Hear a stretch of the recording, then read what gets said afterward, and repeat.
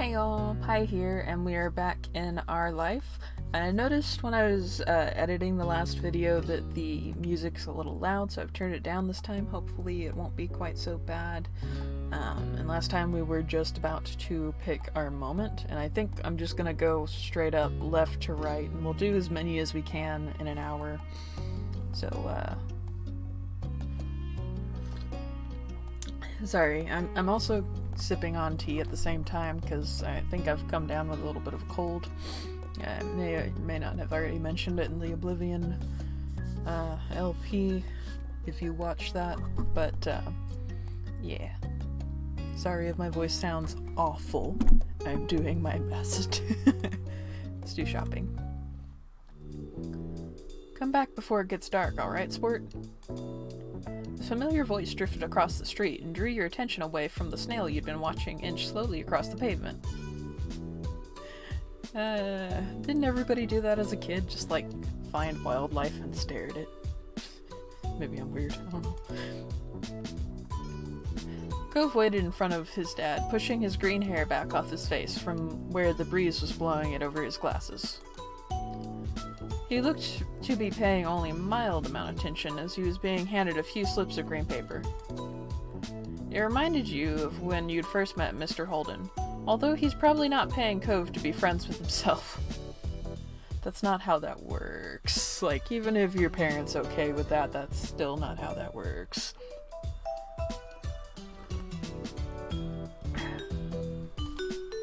Cove's dad seemed to feel your gaze somehow, or maybe he had made a noise, because a second later, his eyes were on you. He waved you over with a smile. He looked happy to see you, but you still felt a little weird for getting caught. You've got to learn how to move more sneaky. You brushed your hands together to free them of sand, then jogged over to join the two, smiling at Cove first, then his dad. Joy! Hi, Joy. Aww. How's it going? Good to see you again. What excitement are you up to today, Joy? Blah, blah, blah, blah. Just gonna trip all over my tongue. Taking a walk? I found a pretty cool snail across the road. There's lots of snails around here. Mr. Holden grinned at you all kindly. After you finished answering questions, Mr. Holden's attention returned to Cove, who was preoccupied with folding his bills he had into a tiny rectangle. Sounds fun. Cove was about to hit the stores by the beach. Why don't you go with him? You gave a ready nod, turning to squint in the direction of the stores like you could see the goods they had to offer all the way from where you stood. Oh, is that okay? Yeah. I don't mind. Aw. We're bonding. Great, I'm sure you guys will have loads of fun. Mr. Holden reached into his pocket and pulled out a leather wallet filled with money. You found it odd, since your mom's only ever seemed to have cards in theirs. Yeah, some people like cash. Here. He leaned in to pass a crisp tin to Cove, giving him a wink and a whisper. Get something for your friend, too. Sure. Don't bribe friends. That's not how friends work. Good kid. That's my boy. Cove's dad ruffled his son's hair as he was straightening back up, the bill in his hand still held out towards the green-haired boy. Take care. Cove accepted the bill after a second and slipped it into his pocket. Then, with one last nod to his dad, he turned and started walking away. Started walking. You followed after him, intrigued at the possibilities this outing might bring. New stuff. Cove strayed towards the gentle tide creeping up the stand, and you fell into place beside him. It was a nice day. The sun was shining, there weren't many clouds in the sky, though the wind coming up off the ocean kept it from being too hot. You took a deep breath, enjoying the scent of salt and ocean air. When you looked at Cove, he was dragging his feet through the sand a little, and you slowed down to wait for him. His eyes searched the ground intently.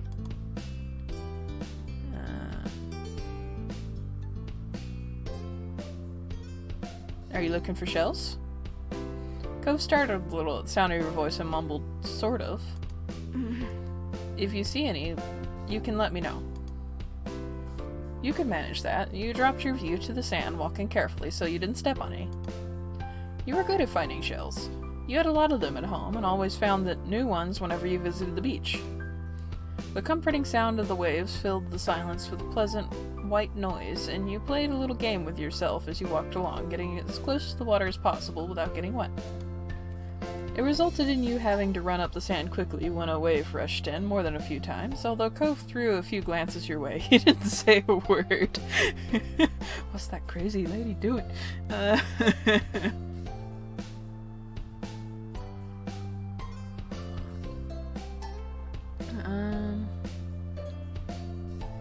What did you want to go to the shops for? I need a new sand pail. Yeah? What happened to your old one? Cove narrowed his eyes, seeming to think deeply for a second. Whoa. It disappeared. Such things happen. What? Really? Cove ducked his head down, lacing his fingers behind his back. It didn't seem like he was going to continue, so you nudged his arm. How did it happen? Well... Cove opened his mouth and shut it again, considering. I took it to the beach one day. Uh-huh. When I got home, it wasn't anywhere. You left it there? Nope. It wasn't at the beach when I went back. Then you lost it. It disappeared. So... What about you? What do you do out here?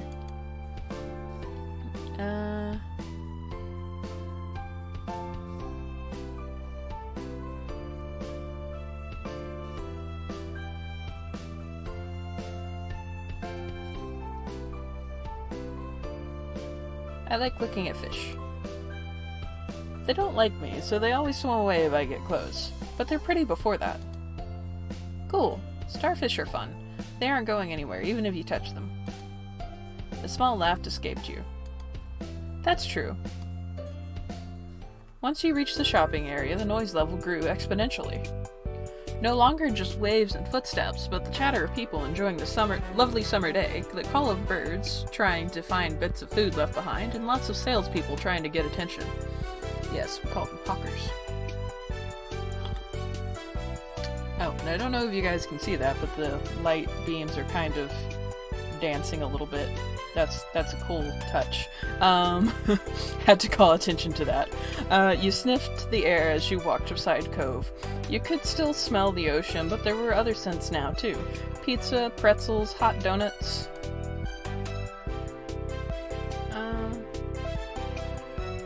It's nice. The energy surrounding the area seemed to fill you, and there was a bounce in your step as you began looking at all the familiar sights. There were so many things to do, you didn't know where to begin. You looked at Cove, hoping he was just as excited as you were. Cove was glancing from one side of the street to the other with a look in his aquamarine eyes that you couldn't quite work out. Ah, the introvert. What's that? Cove pointed to a large crowd of people gathered near a few tables with large, colorful umbrellas looming from their middles. You couldn't see past the adults who were blocking the way, but you knew there must be something worth seeing. Without another word, the two of you hurried over to see what all the commotion was about. Feast your eyes on the amazing Alexander! In the center of the crowd was a man with a tall hat and a funny green coat that had 3 long tails. There was a little table next to him with a cloth hanging over it that read The Amazing Alexander in glittery golden script. Why tell people his name if it's already on a sign? Cove hummed with understanding, then turned to walk away just as the Amazing Alexander began shuffling a deck of cards. Maybe we could stay and watch? Cove glanced back at the man. He then briefly lifted his arms up off his sides before returning them to place. Excuse me. You grinned, waving for him to follow you as you raced back to stand in the crowd. With that, it began. The magic man pulled one card out of the deck, showing it to the curious onlookers. It was a 4 of diamonds. Watch closely. You did, squeezing through a few of the adults onlookers to get a better view. Suddenly, the man snapped his fingers and the cards just disappeared. Whoa. Cove is not impressed. The amazing Alexander, who had earned his title, turned his head and looked directly at you. He reached out with a kind smile. What's this behind your ear?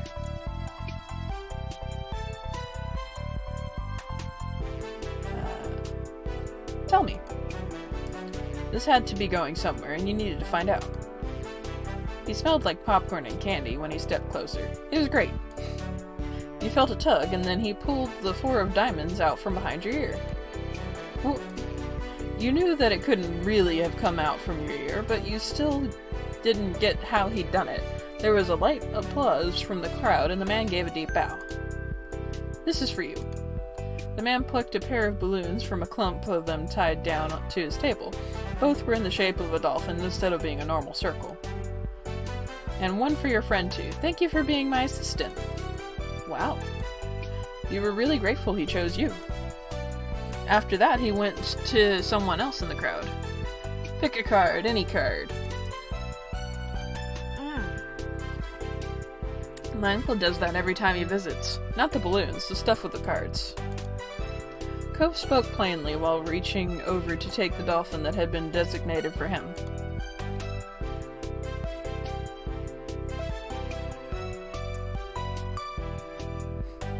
He wondered if Cove's whole family was magic. If so, he was lucky. The crowd started to clear some, and you noticed to the side there was a whole rack of brightly colored kaleidoscopes on display.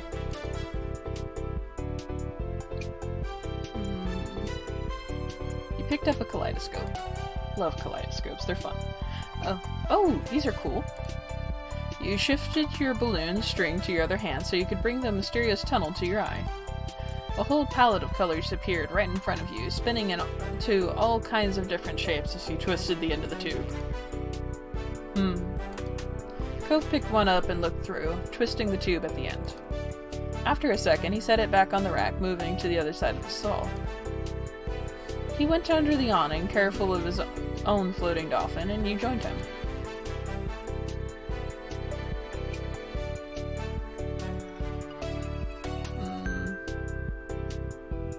Are you having fun? He nodded, and you smiled back at him, happy to hear it. When Cove moved towards some stalls nearby, you followed beside him. Yee! They're so cute! I'm sorry, I'm just... They're so cute! While Cove looked at sand pails, you were drawn to a table with colorful keychains laid out on it. They were sewn into the shape of sea creatures, and there was a plaque that read, "Handmade," standing proudly in front. There were lots of different types. You saw a dolphin, a shark, a crab, a turtle. Turtle! Your hand stopped on the sleeping turtle, just barely poking its head out of the shell. It had flecks of metallic green on its back that caught the sunlight when you picked it up. You remembered the turtles you had seen once at the aquarium. You had been mesmerized by the way they gently glided through the water. You were instantly enamored. Checking through the price, though, your heart fell. $6. You didn't know how much about money, but you thought that was a lot to spend on one thing.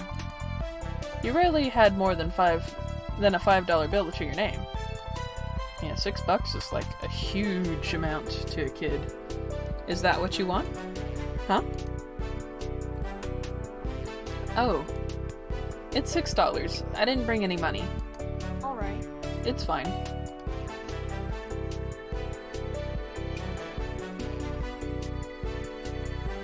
Are you sure? Cove took the keychain from your hands, and that was that. He was holding a small yellow bucket for himself, too. I was always going to get you something. I already got the money for it. You smiled, pleased to have things work out. It was nice of Cove's dad to let Cove buy something for you, too. You had to remember to thank him next time you saw him. After Cove paid, the two of you stepped out of the store side by side, your balloon dolphins knocking together and spiraling around in the air. You watched Cove hold up his new pail to his face, examining it thoroughly. Oh, excuse me. Hey, Cove. Yeah?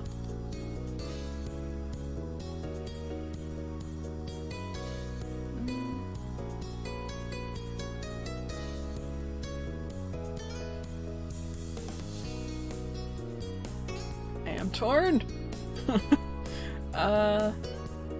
Your dad gives out money a lot, huh? From what you've seen, that happens a lot with Mr. Holden. You'd never met anyone else who shares dollar bills with people all the time.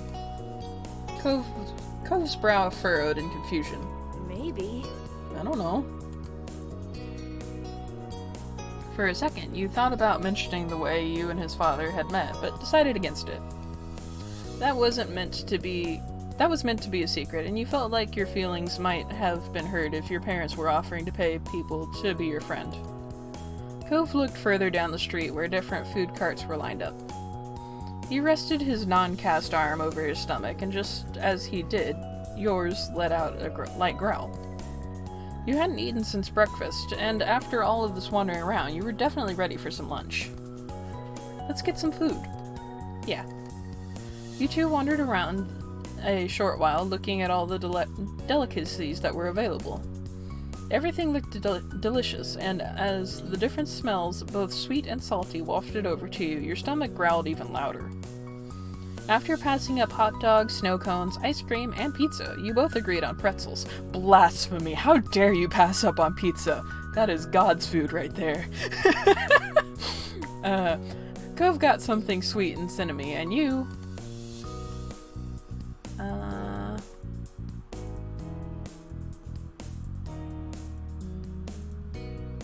Why is there no, like, normal salty one? I guess I got one with cheese. You licked your lips hungrily as the vendor handed your pretzel over, ready to take a big bite. It was covered in gooey, melted cheese, just the way you liked it.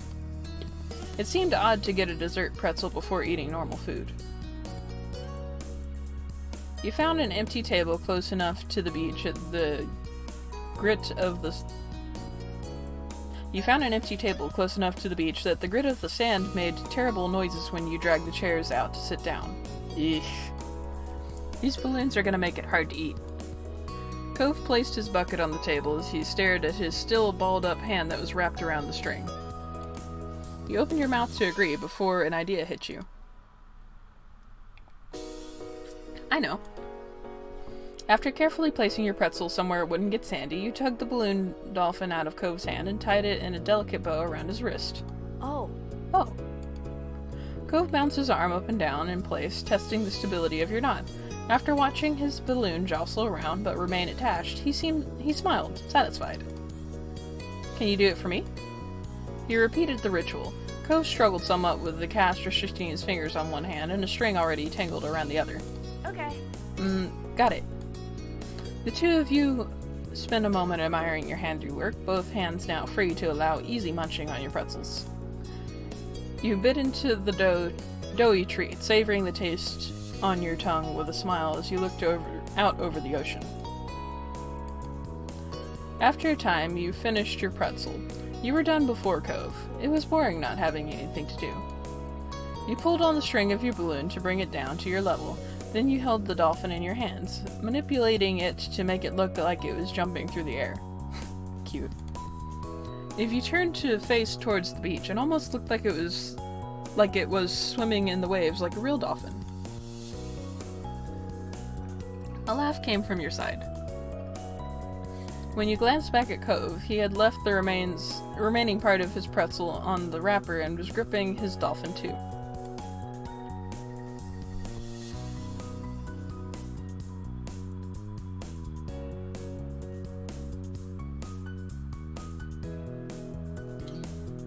Mine's name is Merryweather. He's the Prince of the Dolphins. He wears a crown made of seaweed, and all his friends are merfolk. Every now and then, he'll make friends with a kid and let them ride on his back. You sighed, wishing you could meet a real dolphin like Merryweather. What's yours? Cove considered this question, placing the balloon against the table and resting his free arm across it in contemplation. It's... With a loud pop, the dolphin exploded into ribbons. No! No! Oh no. For a second, all Cove did was gape in shock like you.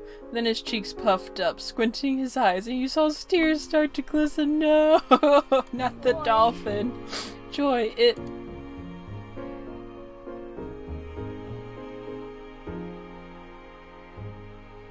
You offered to give Cove your balloon. You looked at Cove, then up to your balloon, bobbing gently in the air above you. You can have mine. That was better than letting him cry more. Cove sniffled, glancing up at the balloon, then back at you. No, it's yours. I don't want to take it from you. It's okay, really. Cove shook his head. Even though it wasn't your fault, you felt bad. Still, the offer seemed to lift Cove's spirits, and that was good. He doesn't like accepting gifts, does he? The passing of Cove's balloon was the last major event of your adventure. R.I.P. Dolphin Balloon. In the end, the two of you headed back late that afternoon. You separated on the beach, and while Cove went straight home with his brand new sand pail in hand, you decided to sit for a while. You watched the waves and the sunset, fiddling with your new keychain. Another summer day was drawing to a close. It had been a good one, except for the sad final note. Okay. That was cute. Let's do grown-up now. Oh, excuse me. One sweltering summer day, you were in your living room with Cove, listening to the sound of the birds chattering outside the window while you lay across the rug on the floor. Cove's dad had dropped him off earlier, and your moms had left the two of you along with Lizzie to play amongst yourselves. Struggling. It had been too hot to go outside in the afternoon, at least according to Mommy, so your sister was starting to get impatient waiting for her golf class that evening. The three of you had had trouble finding something fun to do. The beach and the playground were off limits, and you felt that it was too warm for anything like playing with your fuzzy toy animals. Then suddenly a light came to Lizzie's big brown eyes, and her smile spread wide across her face. Having an idea gave her a new wave of energy. Since we're stuck inside, we should be adults. They don't play outdoors anyways. They're always inside telling everybody they're too busy to play. Why? Cove asking the hard-hitting questions. Duh. I said why. It'll be fun. Duh.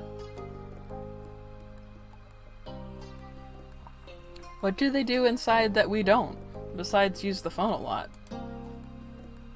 Excluding a small huff, Lizzie decides to ignore Cove.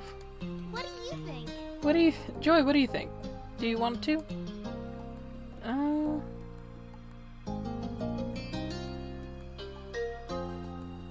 I bet we could come up with something else. But that's what I'm going to do, and it's not fun when I play pretend adults by myself. Do you do that a lot? What's it to you? Looking at Lizzie, it seemed Cove felt he could understand where she was coming from, and he sighed. Do you really not want to play, Joy? It was clear he wanted to some way out, but still felt guilty about it.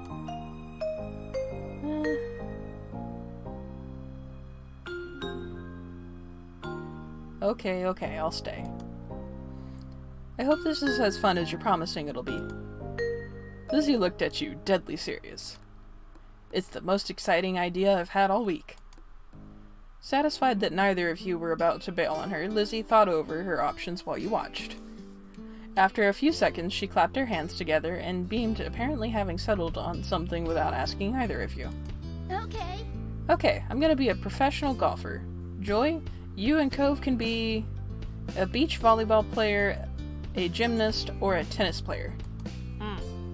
Why can't we pick anything we want? Because I have a fun idea, that's why. And we have to play sports as adults? Yep. But there's other kinds of sports too. Right?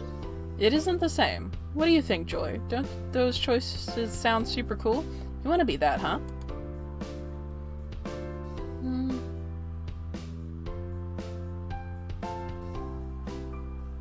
You nodded. Lizzie, apparently not expecting you to agree after Cove's refusal, practically lit up. Really? Which one are you gonna pick, Joy? Cove was not impressed with Lizzie's attitude, though he didn't bother talking more about it for now. You thought over the list of possibilities: beach volleyball, gymnast, or tennis. Out of all of them, you prefer to play...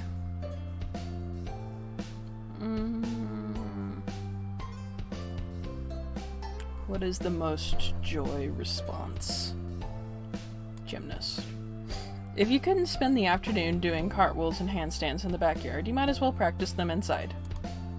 There wouldn't be as much space as there was outside, but you could still try. Yes, that was clearly the top option. Okay, I'm gonna be a gymnast. Alright! How about you, Cove? I pick volleyball. I should have known.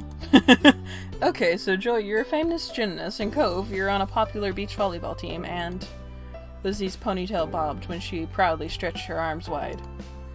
We're Olympic athletes who just competed in the Olympics. Cove didn't seem all that impressed with the announcement. He made a face and adjusted the glasses on his nose. That's really specific. Rude.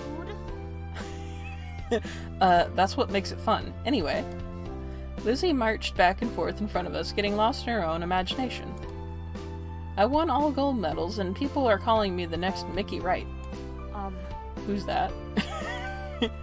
Lizzie stopped on the spot and turned on him, her brown eyes shining with impatience. It doesn't matter if you know who she is. It's a golf thing. You guys won medals too.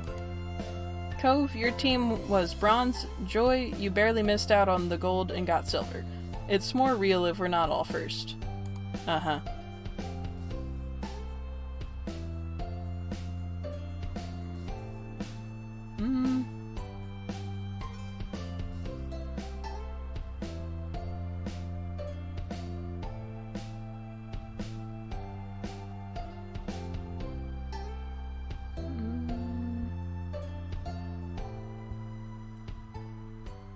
I'm okay with that. You shrugged your shoulders, agreeing with Lizzie. A silver medal was still really good in the Olympics. I'm not. Cove folded his arms across his chest, apparently not as happy as you were with the decision. Sorry. Lots of people lose at the Olympics. Them's the breaks. Then you're the one who did, not me. Lizzie looked taken aback by Cove's declaration, as though the thought of her losing was completely absurd. I mean... No way, it wouldn't make sense. I'm already practicing my golf game. She took a golfing stance to make her point, pretending to swing her club and hit an invisible ball. So what kind of house do you want to live in?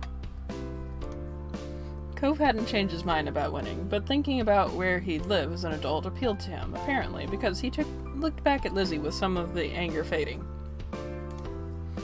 I'm going to live on the beach. Lizzie made a face at him, poking out her tongue. That's kind of boring. We already have that. No, not like the normal houses here on the street. On it, right on the sand by the water. Just like that, all the tension was back. You hadn't even had a chance to choose where you would want to live. That's not very fun or smart, Cove. You can't live on a bunch of sand and shells. But I want to, and I will. Well, technically there are beach houses. They have to be designed a certain way. Cove narrowed his eyes at Lizzie, even though she stood half a head taller than him. You didn't give out a list of things to pick from this time, so I'm picking that. Why are we even playing pretend if we can't imagine anything? I mean, he's right, though.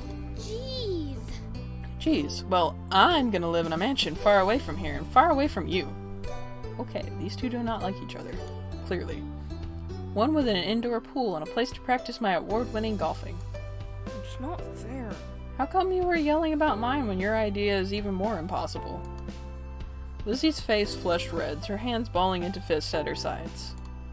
It's not impossible, and it's better than yours. Disagreements always seemed to crop up when the two of them were together, and you always felt like you were stuck in the middle. But when it came to the topic at hand, this time you thought,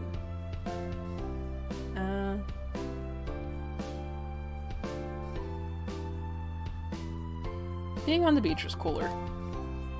Who wouldn't want to live on the beach? It'd be really great.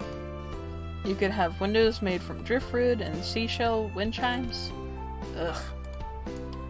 He smiled slightly over the agreement, then turned to Lizzie with bolstered confidence. You can swim whenever you want if you live on the beach. We can still swim anytime we want it from where we live now. Being a little closer doesn't mean anything. Says you. The two of them scowled at each other. You're being so unreasonable. I don't get what you want. This game doesn't make sense. It does. You have to be realistic. I said that. But you're not. You had no idea what to do to make them stop at this point. It seemed like the two of them would just keep working each other up as long as they could. Nothing you'd said so far kept them from being mad. Thankfully, like a greeting card angel, Mom walked into the room. Thank God for Mom. Lizzie rushed over to her, hanging onto the hem of her skirt and poking out her tongue at Cove. Lizzie, Joy, it's time to get ready to go. You alright with that? Sorry you have to leave already, Cove. Their mommy said she'll walk you home so you won't be left in the cold. Cove was still glaring at Lizzie, his face flushed red with anger. I can go by myself. But... Bye. Bye, Joy. There was still a harsh edge to the brief farewell, but you knew it wasn't you he was mad at. Without giving Mom a chance to stop him, Cove stood up and stalked out of the room, shoulders drawn tight. Huh? Okay. Worried, Mom turned to look down at you and Lizzie. You two were playing nice with our new friend, weren't you? You told the truth. We were playing pretend and things got intense. They were like cats and dogs. Your sister's jaw dropped, looking betrayed, as Mom put both hands on her hips. Elizabeth! I told you to be kind to him. He's having a hard time right now. Lizzie's mouth closed back up, replaced by a tiny frown. I know, I tried, but he was... No buts. We both know you can show someone a great time when you put your mind to it. We're going to apologize to Cove and his dad over the phone when he gets home from work tonight. Lizzie hung her head, dragging a foot across the ground in front of her. Okay, Mom. Good girl. You caught pieces of Lizzie sulking to herself about how it was his fault too, but it was over. Alright, we better get a move on. Let's go. Let's go, kids. Noah Laney? No. Is that No Laney or Noah Laney? I'm not sure. No Laney! We're going with that. Where did you leave the car keys? Mom hustled you all out the door, and you noticed during the car ride to a golf practice that Lizzie was quieter than usual. She was usually the first one to request which music to listen to in the car, but she didn't say a thing. Your parents noticed she wasn't in a mood to be bothered. They gave her space, and Mommy just asked you what you'd like to listen to.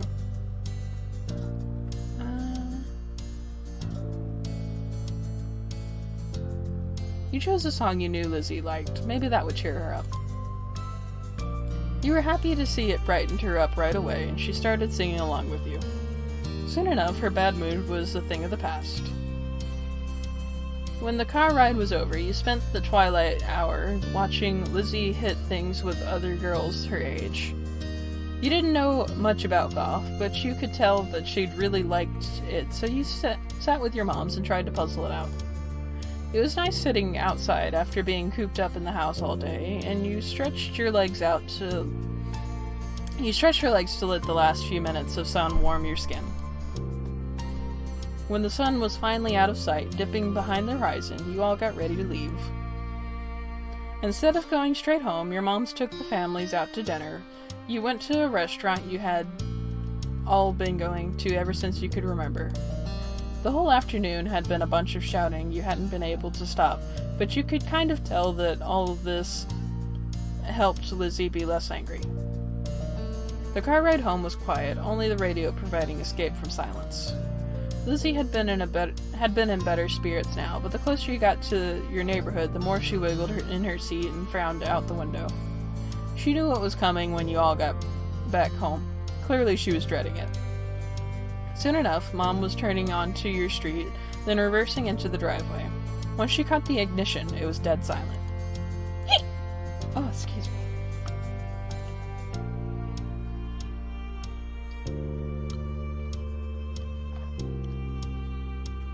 No one spoke, only unbuckled their seatbelts and opened their doors. Lizzie was the last one out. Once everyone was inside and done taking off their shoes, she propped her hands on her hips. So, Now then, Mr. Holden's car is in his driveway, so he should be back from work. That's good news, isn't it, Elizabeth? You and Cove can hash things out before the day's done. Lizzie didn't complain or put up a fight. Her head ducked so she didn't have to meet anyone's eyes. She nodded once. Good. Let's move this to the kitchen. Mom went over to the house phone, the rest of you following behind her. Mommy put a gentle hand on Lizzie's shoulder as they walked side by side. You watched them from the back. This was only happening because you told on Lizzie.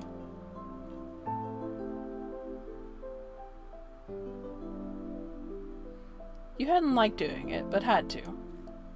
Being a tattletale didn't feel good, and you didn't want someone else to tell your moms everything you did. Still, your mom had asked directly, and you wanted to be a liar even less. The four of you stood around the kitchen in a lopsided square. All eyes were on Lizzie, who kept her gaze on her feet. You remember the number for Cove's house, don't you, honey? Lizzie jerked her head in another nod, sullen. Without further prompting, she stepped forward and began to dial. Mom reached over and pressed a button on the base. Suddenly, you could hear the phone ringing. She turned on the speaker. Oh no. The phone rang a couple times, then stopped.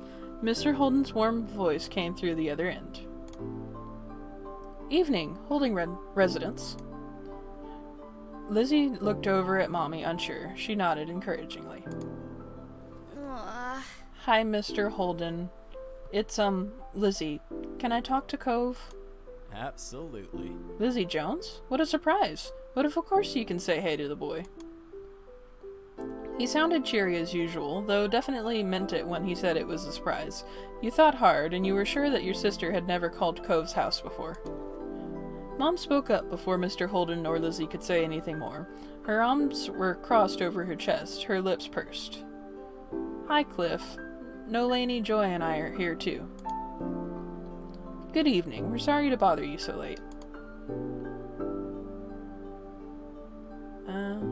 You spoke up to say hello too. Hi, Mr. Holden. The gang's all here, huh? Is something the matter? His voice grew a bit concerned. Mommy was quick to reassure him. No, well, yes, but it's going to be okay. Lizzie and Cove got into a bit of a fight today. We were hoping that the two of them could talk and make up. Is this a good time for you and Cove?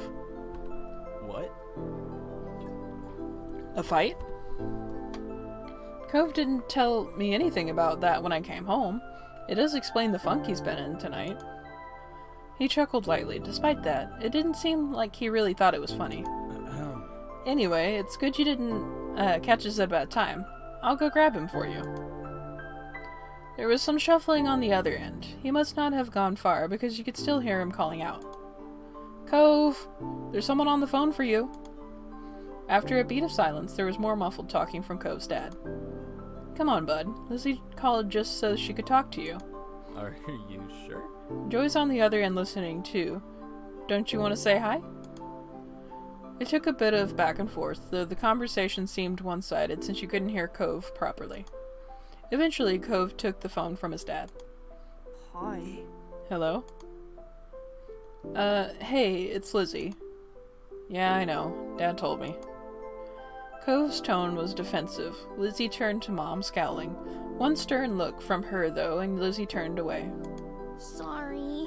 I just called to say I'm sorry for not playing nice with you today. I won't do it again.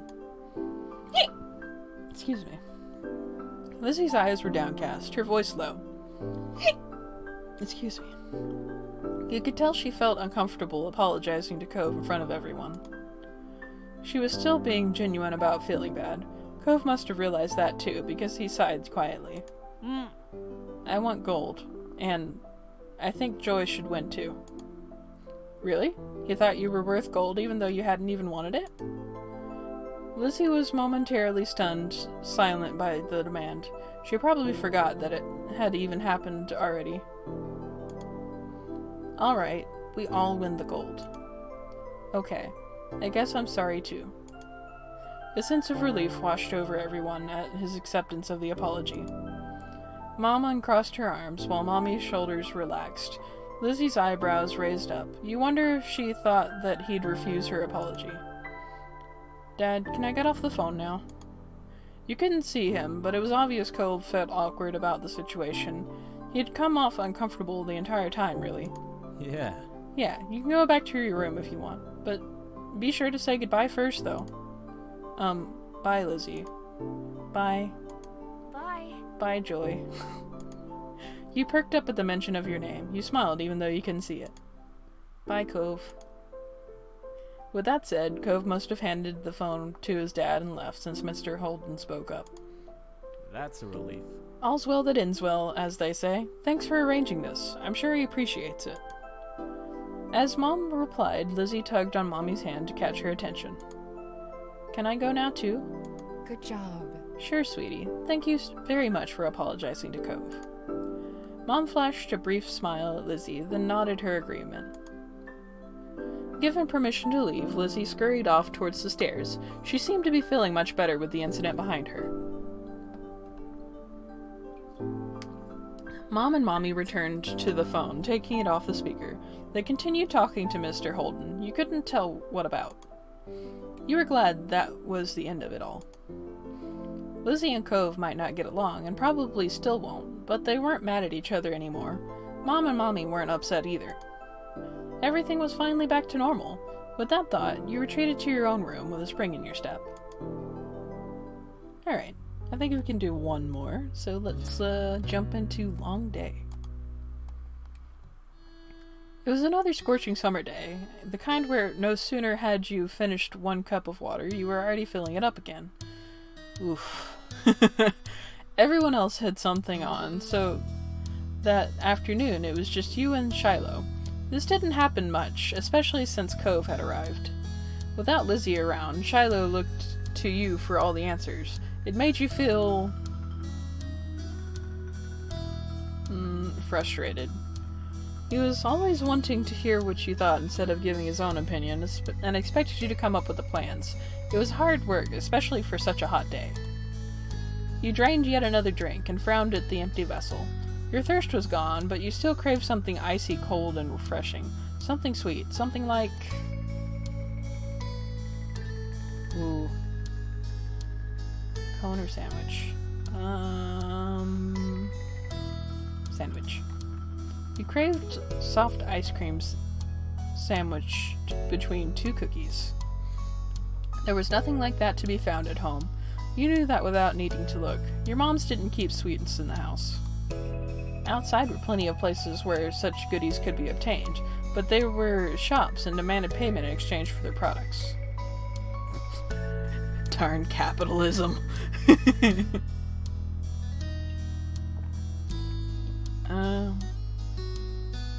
You voiced your predicament aloud. I want an ice cream sandwich. Shiloh, who had been draped over the sofa, perked up. Yeah. That sounds good. We don't have anything like that in the house, and I don't have any money. Oh, let me check if I have any. Shiloh rummaged in his backpack and proudly produced an assortment of coins, plus 1 stray button. Good job, kid. You set the button aside and counted the coins in neat piles. Just over $1. You announced this to Shiloh. He had almost certainly come to the same conclusion, but he'd been watching you expectantly.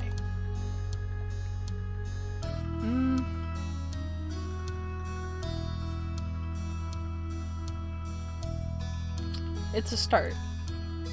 Shiloh beamed at you. We'll need to find some more. Okay. The two of you lifted couch cushions, stuck tiny hands down deep crevices in the sofa and under furniture, and scored the backs of drawers. Most of what you found was useless or gross. Bent paper, clips, fluffy wisps of dust, or sandy crumbs, but every so often you would strike silver or bronze and add it to the growing pile of coins. Dusty and disheveled from checking every room and squinting into every tiny nook, the two of you finished pulling your finds. Shiloh held his breath as you counted the coins once again. $2.53 and 2 buttons. Sell the buttons on the black market. You didn't know when the second button had decided to join the party, but you were too pleased with your successful haul to throw it out. Is that enough? You figured he knew the answer without looking to you for confirmation, but the thrill of your success and the reward that would follow canceled out any other feelings you might have had about that. Yeah! You could now afford something at the shops. Just one thing, but that was infinitely better than none. Shiloh clapped his hands. Yay! The two of you dashed outside. The promise of sugar buoyed you on to your destination where, breathless but happy, you stared at the overwhelming number of options. You knew what you wanted, but it wasn't just you who had contributed the funds to get the treat. He seemed to notice your pause. Aren't you getting an ice cream sandwich? Shiloh asked, as though he was entirely separate from the decision, rather than someone with a stake in the outcome. Do you mind? Shiloh cocked his head to the side. It was your idea. You should choose.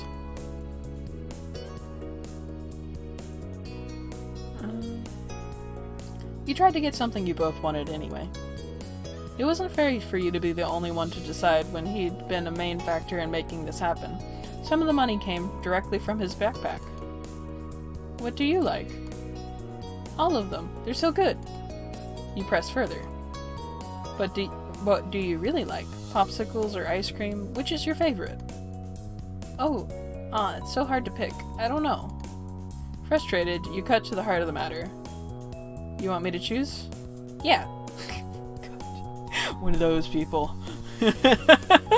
And that was that. You got the dessert you wanted originally and hoped Shiloh would actually like it too. Finally, the reward for all your hard work was in your hands. You bit the ice cream sandwich. The chewy chocolate biscuit complemented the creamy vanilla ice cream inside.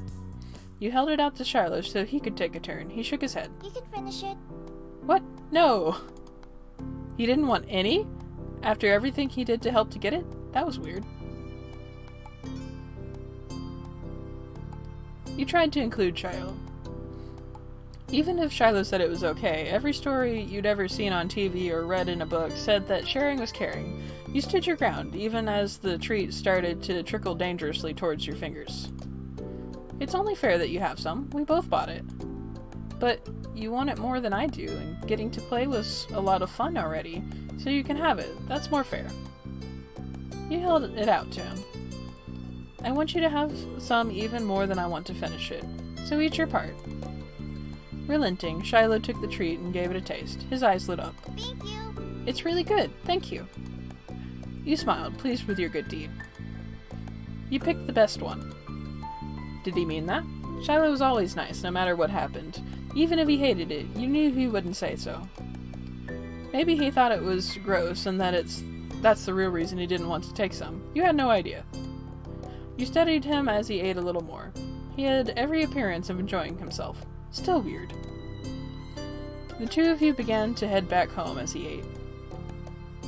You walked side by side on the shoreline in silence, but your thoughts kept drifting to the boy beside you. Why didn't he speak up for himself? It was almost as if Shiloh didn't know how to say what he felt, or was too afraid to.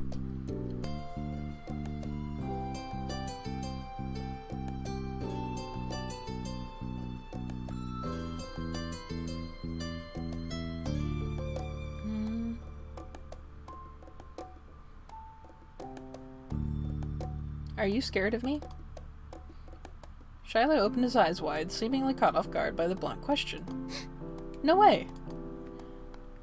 But you don't tell me things, like what you want to do, or what treat we should get. It's not 'cause I'm scared, it's 'cause you have better ideas than I do. Unfortunately, that was yet another thing you couldn't entirely believe Shiloh on. You hoped it was true, and that he really did feel okay around you, though. Shiloh made you unsure about setting a label on the experience of spending the afternoon with just him. There had been good times, and there had been confusing ones. You were positive one thing, at least. The treat was delicious, and that was nice. The sun was low on the horizon as you returned to your neighborhood. There you spotted two very familiar figures up ahead, Lizzie and Cove. You open your mouth to make your presence known to them just as you saw the tears on Cove's face. Oh no, Lizzie, what did you do? You walked straight over, Shiloh at your heels. Once there, you...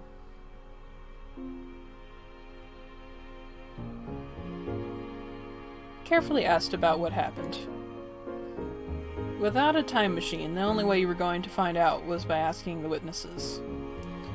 Lizzie might have done something, but she could have been in the wrong place at the wrong time, or even come to Cove's aid. You wanted to hear the story. Cove, what happened? Joy, I got yelled at. He took a deep, steady breath. Some grandparents got mad at me. Aww.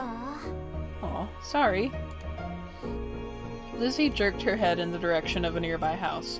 Your heart sunk. You knew exactly what had happened. Every year, the same mean old crumpled couple rented that condo for the summer. You, Lizzie, and Shiloh knew to stay away from them, but Cove couldn't have. They're like that with everyone. Even your mom struggled to find anything nice to say about them, but the elderly pair particularly took offense to kids. It didn't matter if they were really nice, like Cove. Yeah, Lizzie said. Lizzie drew herself up at that. She looked pointedly in your direction. Uh-huh. I was helping. That's cool. Is there anything I can do? No, I'm just gonna stay away. Or you could teach them a lesson. No, Lizzie. Bad. There was a devilish glint in her eyes. No, Lizzie. What? You should ding-dong ditch them. Go ring the doorbell and run. It'll be great, because they're so slow. They'll never catch you. That's dumb. I don't want to go near them ever again. Smart kid. You're just saying that because you're a chicken. Oh, that line was fully voiced. Oh no. Cove glared, but didn't take the bait. Lizzie turned to you. You're not a chicken, are you?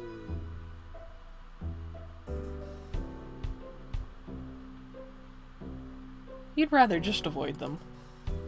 You looked at the house. Behind those closed doors lurked two beings rich in years but poor in patience.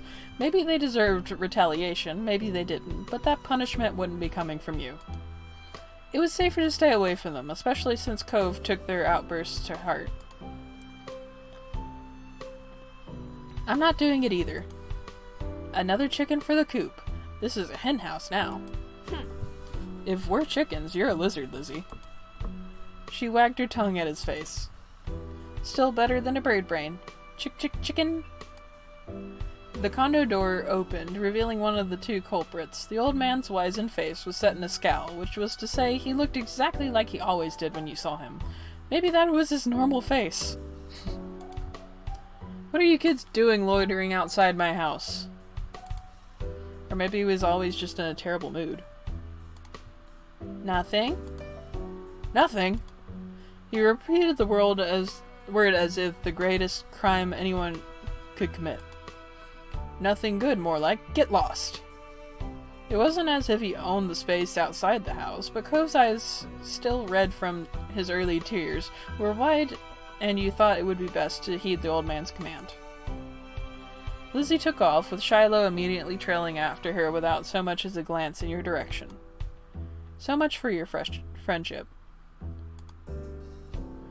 You waved your arm at Cove, summoning him to follow you, and ran after Lizzie. The old man's hollers propelled you all from the street to the sanctity of the hill. Only once you were safe did you notice the stitch in your chest and the ache in your legs. You flopped down, blades of grass tickling your face. Lizzie, who had taken the lead in the end, was already lazing on the ground. The four of you took a moment to catch your breath and enjoy feeling of cool grass against your skin. Cove. Hey, Cove. Cove lifted his head. I told you there were mean grandparents around here. Cove rolled his eyes, then decided this wasn't dismissive enough and rolled his whole body away from your sister. Lizzie chose to ignore his response and started chatting to Shiloh, who eagerly joined in the conversation. In the back of your mind, you knew you'd be the second fiddle again to Shiloh once Lizzie came around. It always went like that.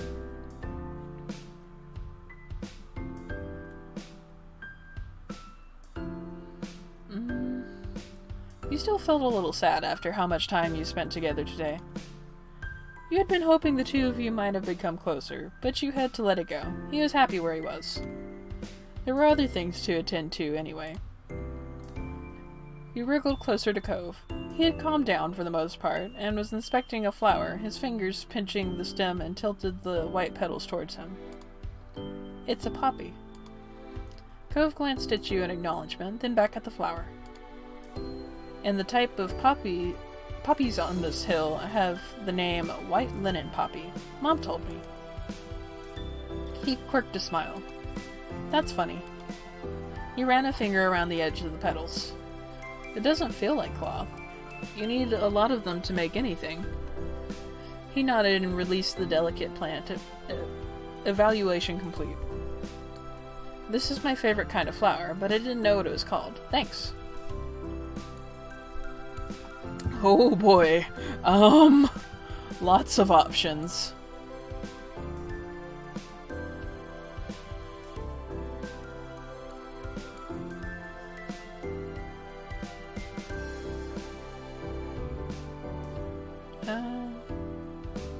I like all flowers. It's too hard to pick just one. Sorry, flowers. He chuckled. You're so nice. Thanks. You moved onto your back with a small smile and looked at the darkening sky. The blanket of clouds reminded you of a thick throw you curled under on cold, rainy days. You wondered if the clouds would be as soft. They lazily floated on by, splitting from each other, merging and morphing into new shapes.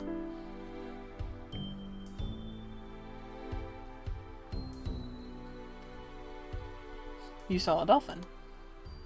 You saw a dolphin leaping through the sky. You nudged Cove and pointed to it. Look, a dolphin. Cove joined you in gazing skywards. Yeah, I see it. Really? No, but I like dolphins. Hey. He chuckled at your reaction.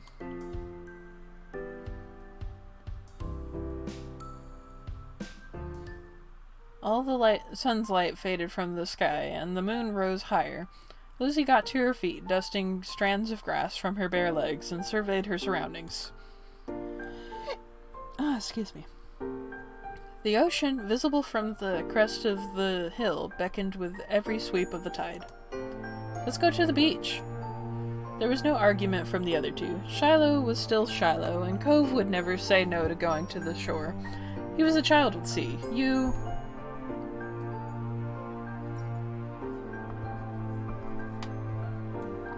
wanted to go there too. So you eagerly joined the others in descending the hill down to the water. You stepped onto the sand for the second time that day, but it felt different at night. The beach was nearly quiet at this hour. Abandoned saddened castles and footsteps in the sand, too big to belong to any of you, were the only indication of just how busy it had been only hours earlier. The four of you kicked shoes off and removed socks and walked along the water's edge. The waves tickled your feet. I wonder what would happen if you tried to take a bath in the ocean with shampoo and everything. You'd come out caked in salt. Not pleasant. Do not recommend. That would be bad for the fish. That too. Jeez. I didn't say anyone would do it. Jeez, you don't have to be serious about everything.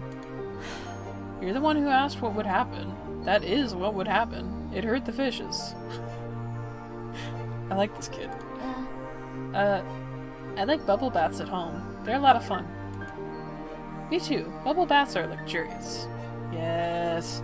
It's been so long since I've had a bubble bath. I want a bubble bath.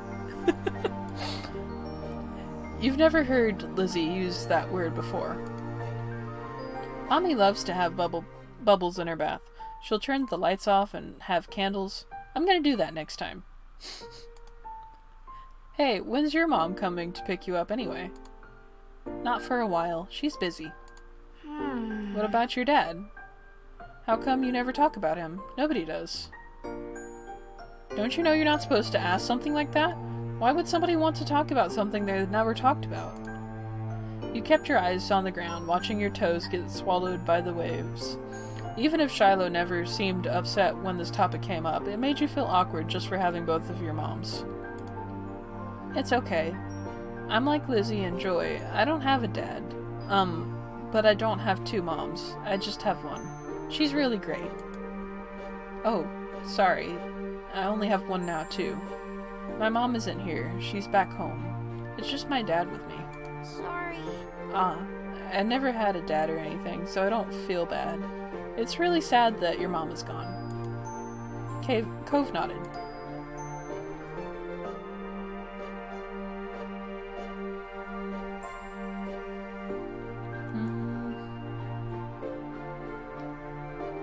Even if they're all different, our parents are good in their own ways. Yeah. Cove couldn't muster a response. You don't think he truly disagreed, though. The silence broke with a splash as Lizzie kicked in your direction. Cold water and sodden sand splattered against your legs. Lizzie giggled, foot still outstretched from the kick.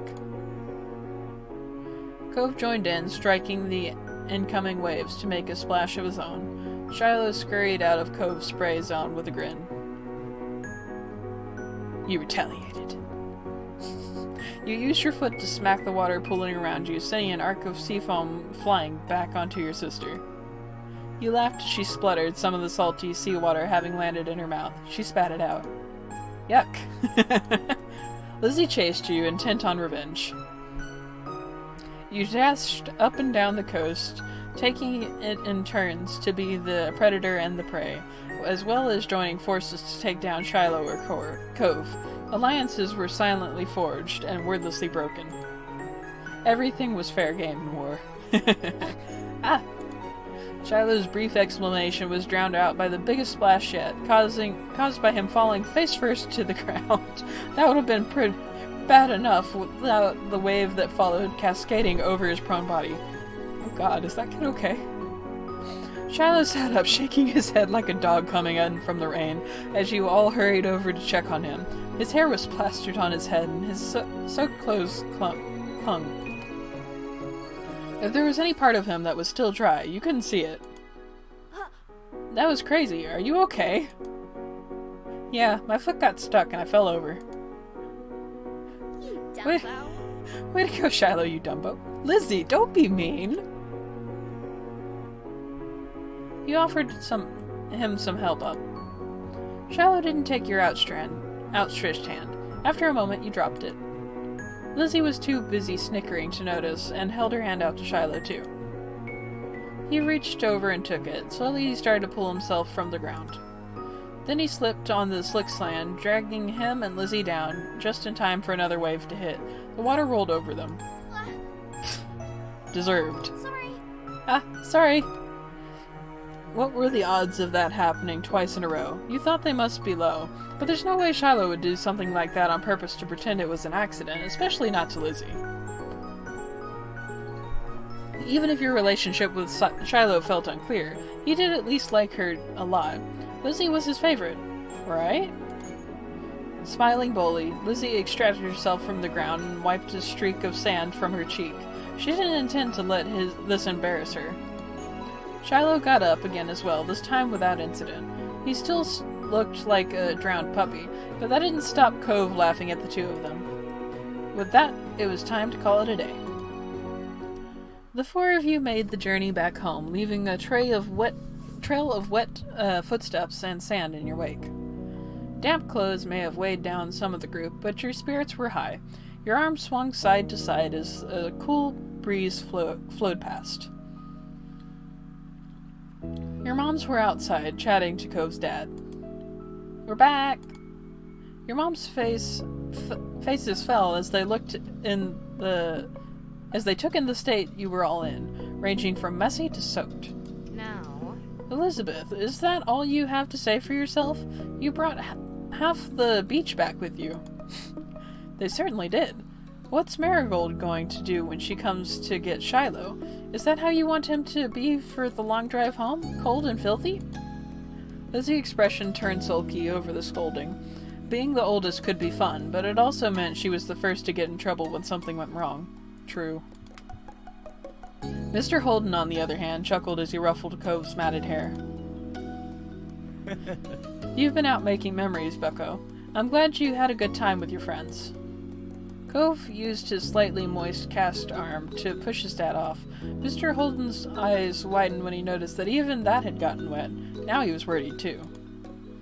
I think they could have found a less risky way to spend time and had just as much fun. That might be right, kids. What can you do? Come on, Cove, let's get you cleaned up and dried off. We wouldn't want that cast to have to be reset. Cove winced at the thought. Okay. That a boy. Cove's dad's like really chill and really weird. I'm not sure if I like him. Mr. Holden bent down and plucked Cove up off the ground, ultimately holding Cove against his chest. Sand was already transferring from Cove onto him, but that didn't seem to bother Mr. Holden. Cove protested being carried, but only got a reassuring pat on the back for his trouble. Take care. Good night, Cove. Thanks for the talk, Kiff. Night, Jones family, and Shiloh too. Resigned to his fate, Cove twisted his body in his dad's arms in order to turn around and wave goodbye. Smiling, you waved back. Good night. Fine. Well, we'd better do what we can to fix you guys up too. Come on, everybody inside. I want you to march straight to the downstairs bathroom. Ugh. Yes, Mom. Okay, Lizzie's mom. Don't worry about stopping to wipe your feet on the map this time. That won't do much good tonight. I mean, she's got a point. Sitting on an old beach towel your mommy had found, you waited in the hall. Until you were less sandy, you weren't allowed to go to your room or walk around the house. But you did get to eat a sandwich for dinner there. It felt like an indoor picnic. In the worst possible way. It had been decided that Shiloh would wash first and borrow some of your clothes. He was already finished and packed away in his mom's car. Miss Fields had come to collect him a little while ago. It was a bit of a funny experience seeing him without that hat for once. Lizzie, being much more soaked than you, got to go in the tub next. It wasn't a bubble bath as she had hoped. This was a no fun allowed clean-up session. At least that's what she claimed. Not much longer and it would be your turn. When the bath was done, you'd have to go right to bed.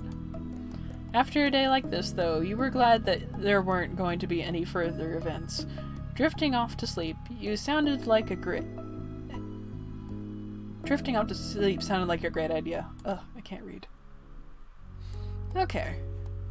So, we got 3 out of 5 done, and Sandcastle and Fireflies will have to be for next time. And I'm hoping that I'll be able to do that and also start the next step without going way over time, but we'll see what happens. Worst comes to worst, I'll just have to do some editing magic, as you do. Anyway, thank you guys so much for watching, and I hope to see you in 2 more weeks.